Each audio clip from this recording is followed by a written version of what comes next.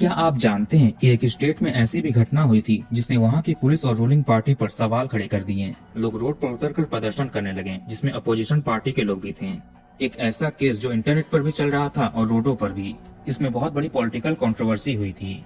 नमस्कार दोस्तों, तो क्या हाल चाल है आपके। आज हम बात करने वाले हैं ममिता महर केस के बारे में। इस कहानी की शुरुआत होती है सोल ऑफ इंडिया कहे जाने वाले राज्य उड़ीसा से। यही बालांगीर डिस्ट्रिक्ट के अंतर्गत तुरेकेला ब्लॉक पड़ता है, जहाँ एक छोटे से गांव झरनी में एक नौजवान लड़की रहा करती थी, ममिता महर। इनकी उम्र थी केवल 24 साल और ये पेशे से एक टीचर थी। इनके घर से लगभग 100 किलोमीटर दूर कालाहांडी डिस्ट्रिक्ट में महालिंग गांव पड़ता है, जहाँ एक इंग्लिश स्कूल है, सनशाइन इंग्लिश स्कूल। ममिता यही पढ़ाती थी। सब कुछ ठीक चल रहा था। बीच में कोविड आया जिससे स्कूल की छुट्टियां हो गयी। स्कूल क्या, सब कुछ बंद हो चुका था। अब कोविड के बाद एक साल बीतता है, 2021 आया। चीजें नॉर्मल होने शुरू हो जाती हैं। धीरे धीरे स्कूल्स भी खुलने लगे। वैसे सनशाइन स्कूल के मैनेजमेंट कमेटी के प्रेसिडेंट थे गोविंद साहू। ये इलाके में काफी बड़ा नाम था। इनका सत्ता के गलियारों में राजनेताओं के साथ उठना बैठना था। जब स्कूल में कोई फंक्शन होता था तो बड़े बड़े लोग उसमें शामिल होते थे। यहाँ तक कि उड़ीसा के उस समय के होम मिनिस्टर तक भी आते थे। तो 8 अक्टूबर 2021 की सुबह 8 से 9 बजे के आसपास गोविंद साहू ममिता महर को कॉल करते हैं। चूंकि ममिता स्कूल टीचर के साथ साथ वहाँ की गर्ल्स हॉस्टल की वार्डन भी थी और गोविंद पूरे मैनेजमेंट को देखते थे, तो एक दूसरे को ये लोग जानते भी थे। गोविंद ने ममिता से फोन पर कहा कि स्कूल खुलने को है, जरूरी काम है, तुम आज और अभी मिलो। ममिता अब लॉकडाउन के बाद पहली बार स्कूल जाने वाली थी। गोविंद साहू चंदोतारा नाम की जगह पर खुद की गाड़ी से था, तो उसने ममिता से कहा कि तुम भी चंदोतारा आ जाओ, वहीं से स्कूल चलेंगे। ममिता अपना अच्छे से तैयार होकर तुरेकेला से बस पकड़कर निकल पड़ती है। चंदोतारा भी ममिता के घर से लगभग 95 किलोमीटर दूर था, इसलिए बस लेना पड़ा। अब धीरे धीरे वक्त गुजरता गया। सुबह से दोपहर, दोपहर से शाम, शाम से रात होने लगा। ममिता अपने घर नहीं लौटी और ना इसने किसी को कॉल करके कुछ बताया। अब घर वाले अपनी बेटी से कांटेक्ट करने की कोशिश करते हैं, मगर ममिता का फोन स्विच ऑफ हो चुका था। घर में टेंशन का माहौल बन गया। 9 अक्टूबर की सुबह हुई तो घर से कुछ परिजन ममिता की तलाश में उसके स्कूल पहुंचे, लेकिन वो स्कूल बंद था। फिर हॉस्टल गए। चूंकि घर से स्कूल काफी दूर था, इसलिए ममिता स्कूल के हॉस्टल में ही रहती थी। तो घर वाले सनशाइन स्कूल महालिंग के गर्ल्स हॉस्टल गए। रूम नंबर 20 में ममिता रहती थी, लेकिन वहाँ पर ताला लगा हुआ था। पता चला कि यहाँ तो लॉकडाउन के बाद से कोई भी नहीं आया। ये सुनकर घर वालों की बेचैनी और बढ़ती है। अब ये लोग सीधे जाते हैं कि गांव पुलिस स्टेशन। यहाँ इन्होंने मिसिंग कंप्लेन लिखाने की कोशिश की कि ममिता महर नाम की 24 साल की एक टीचर कल से घर नहीं आई है, उसका फोन भी बंद हो चुका है। उसको सनशाइन स्कूल मैनेजमेंट कमेटी के प्रेसिडेंट गोविंद साहू ने कॉल करके बुलाया था। वैसे ममिता ने घर से निकलते वक्त घर वालों को बता दिया था कि ये कहाँ पर जा रही है, किसका फोन आया है। घर वालों ने पुलिस को कहा कि इनका शक गोविंद साहू पर है। बेटी उससे ही मिलने गई थी, लेकिन लौटी नहीं। गोविंद साहू ठहरा एक गद्दावर आदमी। इलाके में इसका रसूख था। बड़े बड़े नेता मंत्रियों के साथ इसका उठना बैठना था। कहते हैं कि पुलिस वाले ये नाम सुनकर कंप्लेन दर्ज नहीं करते हैं। बोले कि बेटी कहीं गई होगी, आ जाएगी। इसके बाद घर वालों को भगा दिया गया। घर वाले निराश होकर अपने घर लौट आते हैं। अब ममिता के परिजनों में गुस्सा था कि बेटी लापता है और पुलिस कंप्लेन नहीं लिख रही है। इसके बाद घर वालों ने एक मुहिम शुरू कर दिया। सभी दोस्त, रिश्तेदार, जानने वाले फोन पर ममिता महर के लापता होने की घटना और जिस आदमी पर शक है सब कुछ सोशल मीडिया पर पोस्ट करने लगे। चूंकि ये लॉकडाउन का टाइम था, सभी लोग अपने अपने घरों में थे। खाली टाइम था तो सोशल मीडिया पर भी ये लोग एक्टिव थे। धीरे धीरे आस पड़ोस के इलाकों में ये पोस्ट वायरल होने लगता है। इलाकों से पूरे राज्य में फैल गया। वहाँ की लोकल न्यूज एजेंसीज की भी नजर इस खबर पर गई। नाम भी एक गद्दावर आदमी का आया था। खबर बड़ी थी तो ये लोग भी न्यूज में दिखाने लगे। कई सारे अपोजिशन पार्टी के लोग, स्कूल के छात्र और टीचर्स रोडों पर उतरकर गोविंद को अरेस्ट कराने की मांग करने लगे। ट्विटर पर भी जस्टिस फॉर ममिता महर नाम का हैशटैग ट्रेंड होने लगा। ये सारी चीजें हफ्ते भर के अंदर ही चलनी शुरू हो गई थी। अब पुलिस के पास गोविंद साहू को अरेस्ट करने के अलावा कोई चारा नहीं बचता है। 8 अक्टूबर को ममिता लापता हुई थी। 13 अक्टूबर को गोविंद साहू तितलागढ़ पुलिस द्वारा पूछताछ करने के लिए थाने बुलाया जाता है। शाम का टाइम था। धीरे धीरे अंधेरा हो रहा था। थाने में बैठाकर पुलिस गोविंद साहू से ममिता के बारे में पूछताछ करती है। गोविंद ने कहा कि हाँ, इसने कॉल किया था, ममिता को बुलाया था क्योंकि स्कूल से रिलेटेड कोई काम था, लेकिन थोड़े समय के बाद वो वहाँ से चली गई थी। आगे मुझे नहीं पता कि वो कहाँ पर है। अभी पूछताछ में कुछ ही मिनट हुए होंगे, इतने में पुलिस स्टेशन की लाइट चली जाती है। बिजली कट गई। पूरे स्टेशन में अंधेरा छा गया। कुछ समय के बाद बिजली वापस आती है। पुलिस वालों ने देखा कि सामने गोविंद है ही नहीं। ये पुलिस वालों के चंगुल से फरार हो गया। इस घटना से लोगों में और भी गुस्सा फूटने लगा। अपोजिशन पार्टीज भी रूलिंग पार्टी को इसमें घसीटने लगे। एक पुलिस स्टेशन जहाँ ढेर सारे पुलिस वाले थे। हर गेट पर कोई ना कोई कांस्टेबल था। चारों तरफ से थाना 6 से 7 फीट ऊंची दीवारों से घेरा गया था। थाने में इलेक्ट्रिसिटी के जाने पर इन्वर्टर या जनरेटर काम करते हैं। यहाँ पर ऐसा क्यों नहीं था? दीवारें भी ऐसी नहीं थी कि उस पर चढ़ सकें, पूरी प्लेन थी। गोविंद इन दीवारों पर चढ़कर नहीं भाग सकता। फिर मेन दरवाजों पर पुलिस वालों के होने के बावजूद गोविंद कैसे भाग गया? अपोजिशन पार्टीज का कहना था कि गोविंद साहू उस समय के होम मिनिस्टर का करीबी दोस्त था और होम मिनिस्टर एनर्जी मिनिस्टर भी थे। एक होम मिनिस्टर के अंडर में पूरी पुलिस फोर्स प्रशासन आता है और एनर्जी मिनिस्टर के अंडर में पूरी बिजली विभाग। गोविंद साहू ऐसे बिना किसी सपोर्ट के नहीं भाग सकता। इस वजह से लोगों में गुस्सा और भी भड़क जाता है। रोड पर प्रदर्शन करने के दौरान लोगों ने पुलिस के ऊपर अंडे और टमाटर भी फेंके। एक तरफ पुलिस लोगों की ये सब चीजें झेल रही थी, दूसरी तरफ अब गोविंद को भी पकड़ना था। ऊपर से पॉलिटिकल प्रेशर भी बढ़ने लगा। महालिंग में ही एक कॉलेज है, आंचलिक महाविद्यालय डिग्री साइंस कॉलेज। ये कॉलेज भी सनशाइन इंग्लिश स्कूल की मैनेजमेंट के अंडर में आता है, यानी गोविंद साहू की देख रेख में था। इस कॉलेज में बच्चों के लिए स्टेडियम का निर्माण हो रहा था। काम चालू था, मिस्त्री मजदूर कंस्ट्रक्शन कर रहे थे। ऐसे ही 19 अक्टूबर के दिन यानी गोविंद साहू को पुलिस कस्टडी से भागे अब तक हफ्ते भर हो चुके थे। कुछ मजदूर कॉलेज कैंपस के एक तरफ अपना काम कर रहे थे, कुछ खुदाई वगैरह कर रहे थे। ऐसे ही 5 फीट तक एक गड्ढे की खुदाई करने के बाद मजदूरों की नजर एक चीज पर पड़ती है। गड्ढे के अंदर इन्हें कुछ मानव शरीर के हिस्से दिखाई पड़े। उसमें कुछ जल चुके थे, कुछ अधजले थे, कुछ डिकम्पोज हो रहे थे यानी सड़ रहे थे। ये देखकर मजदूरों की हालत खराब हो गई। फौरन पुलिस को बुलाया जाता है। किसी ने मीडिया को भी ये सूचना दे दी। अब क्या था, ये खबर भी वायरल होने लग जाती है। 8 अक्टूबर को एक लड़की ममिता मेहर गायब थी। अब 19 अक्टूबर के दिन एक मानव शरीर के अधजले टुकड़े मिले। सीधे सीधे लगा कि ममिता मेहर के अंग हो सकते हैं। शव के पास से गले की चेन और पायल जैसे आभूषण मिले। इसके अलावा एक पर्स भी मिला। पुलिस ने शिनाख्ती करने के लिए ममिता मेहर के घर वालों को बुलाया। इन लोगों की हालत पहले ही बहुत बुरी थी। बेटी के गायब होने का गम था, अब एक शव को भी देखना है। ये लोग स्पॉट पर आते हैं, शव को देखते हैं, लेकिन ये शव बिल्कुल भी पहचाने लायक नहीं था। फिर पुलिस ने शव के पास से मिली चीजें ममिता के परिजनों को दिखाई। इन चीजों से घर वाले अपनी बेटी को पहचान गए। ये कहने लगे कि ये इनकी ही बेटी ममिता है।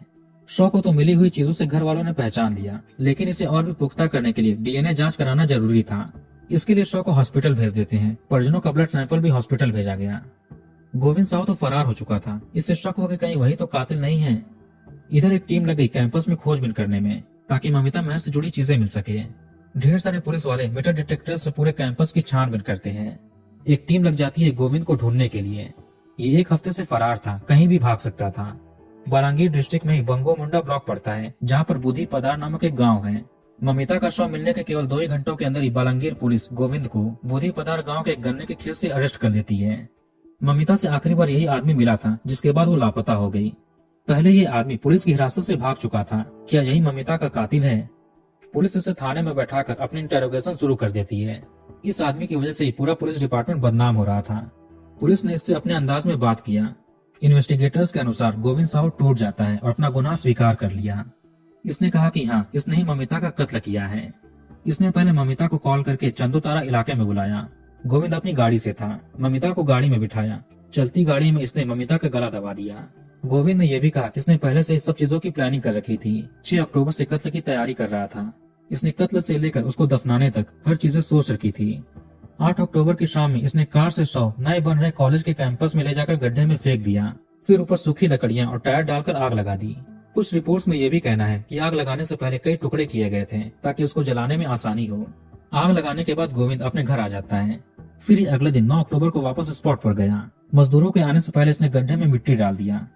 ये सारी घटना सुनकर पुलिस को डाउट हुआ कि एक लड़की को किडनैप करने से लेकर चलती गाड़ी में कत्ल करने तक, फिर उसे 5 फीट के गड्ढे में टुकड़े करके जलाना, ये कोई अकेला आदमी नहीं कर सकता। इसमें कई लोग शामिल होंगे।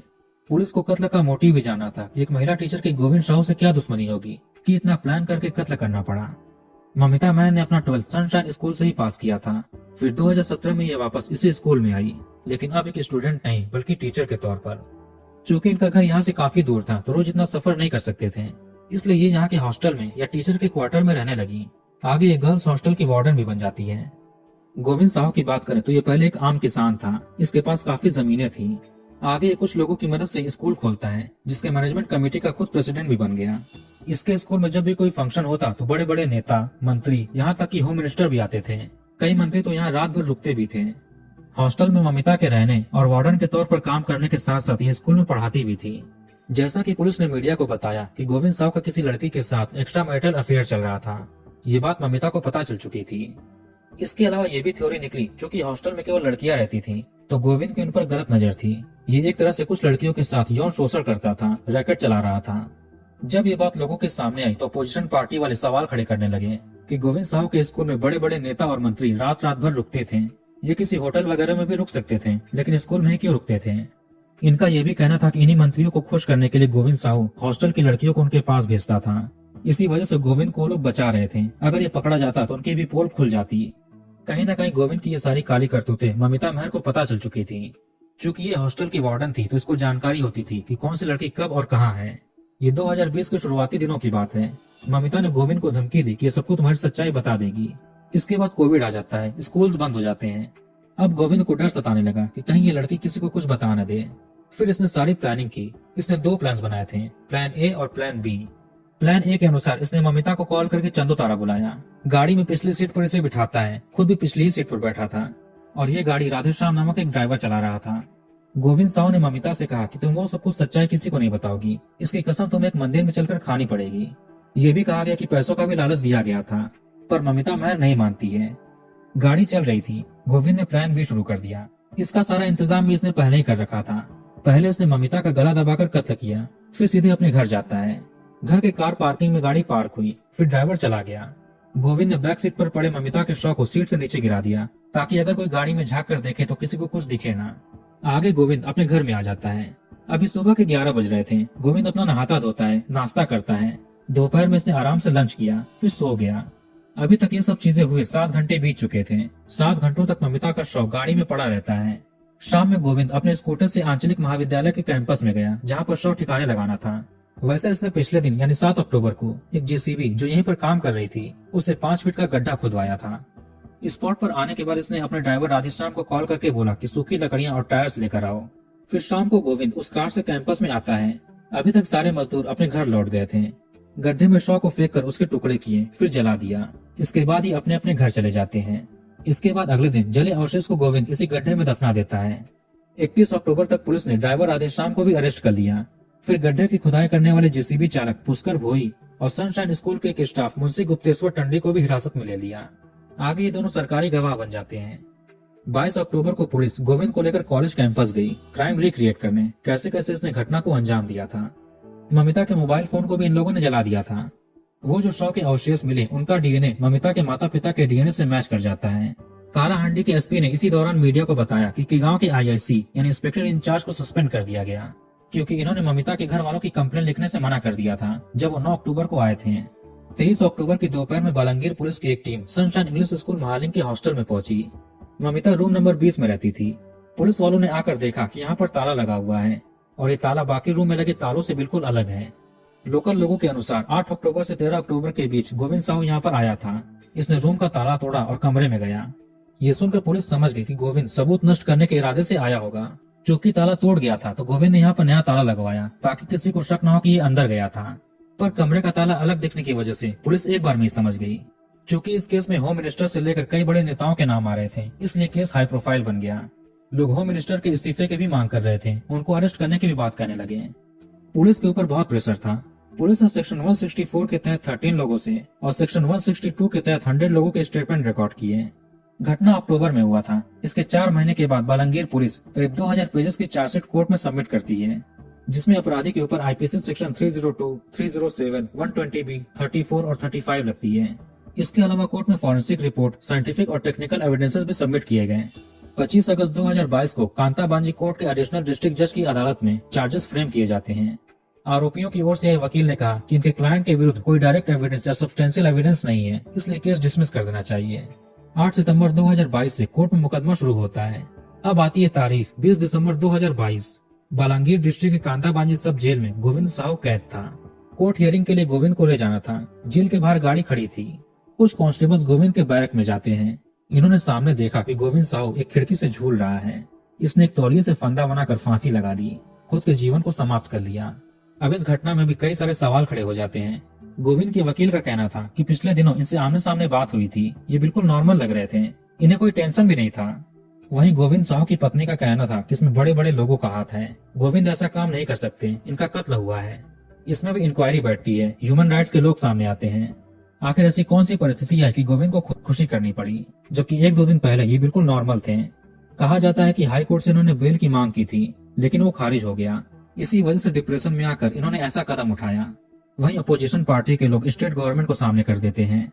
अब जिसके ऊपर ममिता महर के कत्ल का इल्जाम था, उसने जेल में खुदकुशी कर ली। एक के ऊपर कत्ल में साथ देने और एविडेंसेस मिटाने जैसे आरोप हैं। इसने भी बेल की अर्जी लगाई थी, लेकिन इसका भी खारिज हो गया। बाकी 2 अक्यूज्ड अप्रूवर बन गए। केस सेशन कोर्ट में चल रहा है। गोविंद साहू को कैसे जेल में खुशी करने का मौका मिल गया, इसमें जेल के स्टाफ के ऊपर सवाल खड़े होते हैं। फिलहाल इसकी भी जांच चल रही है। तो कहानी को यहीं पर खत्म करते हैं। आप कमेंट करके बताइए कि वीडियो आपको कैसा लगा। इस वीडियो को लाइक और शेयर जरूर करिए और हमारे चैनल को सब्सक्राइब करके बेल आइकन ऑन कर लीजिए। मिलते हैं नेक्स्ट वीडियो में।